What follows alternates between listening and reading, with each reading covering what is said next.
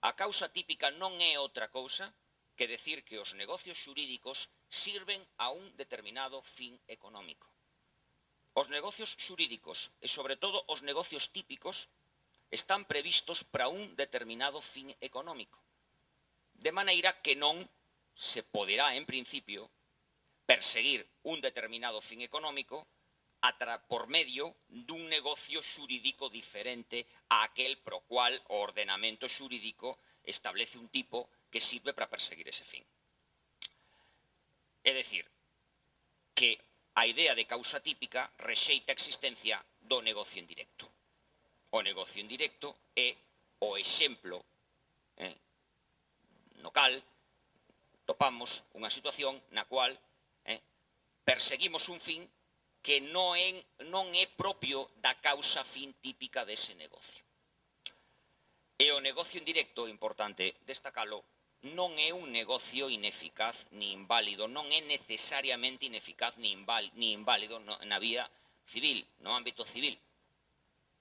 Soamente o é cando o ben contempla ou sirve como instrumento de simulación, o ben, e isto é moito importante, cando o negocio indirecto utilízase como instrumento de fraude de lei.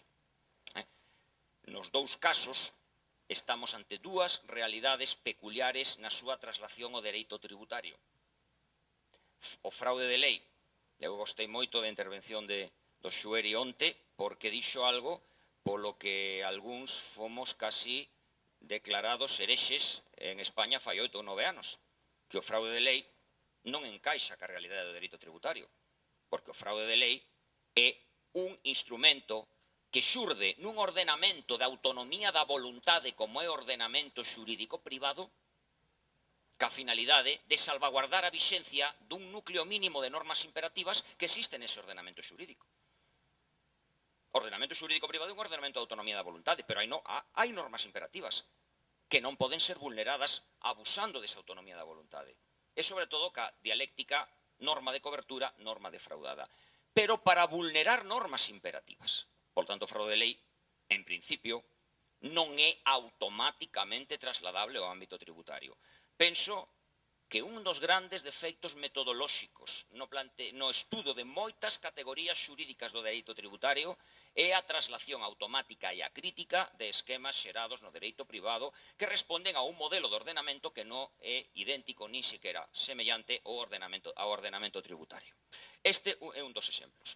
Cuestión distinta é o suposto da simulación, porque a simulación, que na doctrina clásica e máis clásica é tamén un suposto de vulneración ou de defecto de causa, a causa simulationis é un exemplo de causa falsa ou inexistente, tamén o di Federico de Castro. Bueno, pois nestes casos, o que é a simulación absoluta ou a simulación relativa son supostos de inexistencia dun negocio. O negocio simulado ou con causa simulada non existe pro dereito civil. O simulado absolutamente non existe e o simulado relativamente existe o negocio disimulado. E, polo tanto, non pode ser gravado un negocio que non existe, porque o negocio, cando se grava, ten naturaleza fáctica. Ou se dá ou non se dá. E se civilmente non se dá, non pode facer xurdir a obrigación tributaria. Cuestión distinta é que a simulación constituya un defecto de causa que non conleve unha falsedade. O negocio que é unha simple apariencia non existe, pero pode haber supostos de simulación onde a simulación recae na causa.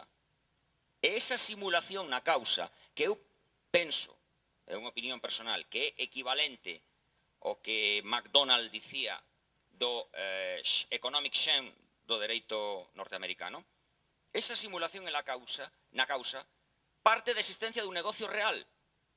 O que se simula é a causa fin que se persigue co negocio, pero o negocio faise na realidade. Por tanto, o negocio existe.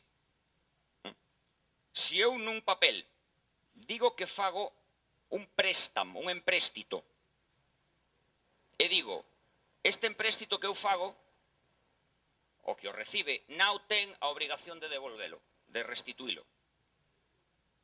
Eso, por moito que eu diga nun papel que é un préstamo, eso non é un préstamo, eso é un préstamo simulado que está simulando unha, mellor dito, unha donación, unha doazón simulada. O préstamo non existe, non pode ser gravado porque non existe. Que é o que existe a doazón? Que é o que se pode gravar mediante a técnica da cláusula de simulación. E pode haber sanción? Pode habela porque hai un comportamento especialmente doloso que o comportamento falsario que consiste en xerar unha realidade, unha apariencia que non responde, en xerar unha apariencia, perdón, que non responde á realidade. Pero, cando co negocio xurídico se persigue un fin que non é propio da causa típica protexida por ese tipo negocial, o negocio faise na realidade. Pero a simulación, ese sham, recae sobre a causa típica.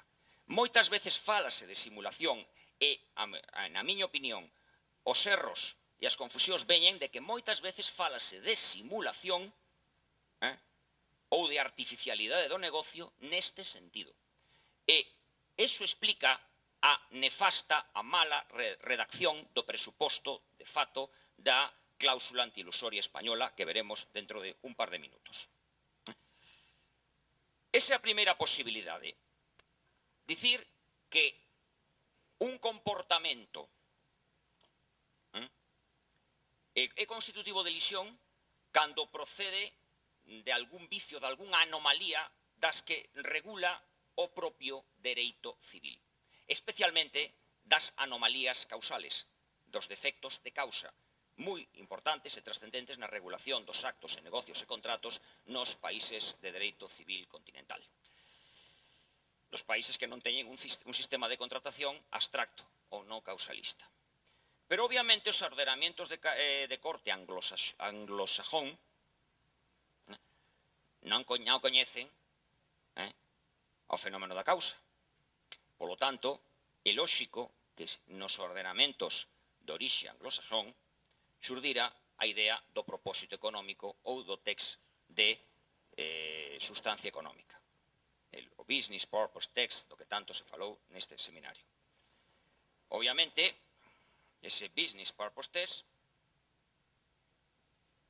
exixe unha valoración dos efectos económicos dos actos ou contratos. De maneira que un acto ou contrato sería admisible no ámbito tributario se responde a un fundamento económico. E se responde ao fundamento económico que é propio dese acto ou contrato. Claro, o test de propósito comercial, o test de fundamento económico, o que nos leva é precisamente a iso, a valorar se ese negocio ten fundamento económico, é dicir, se responde á función económica que o ordenamento atribúe a ese negocio. No fondo, na diferencia co problema da causa, non é tan grande. Incluso poderíamos dicir que estamos falando, se non da mesma coisa, dunha cousa moi semellante. O que nos leva, e a mí me leva a plantexar unha pregunta.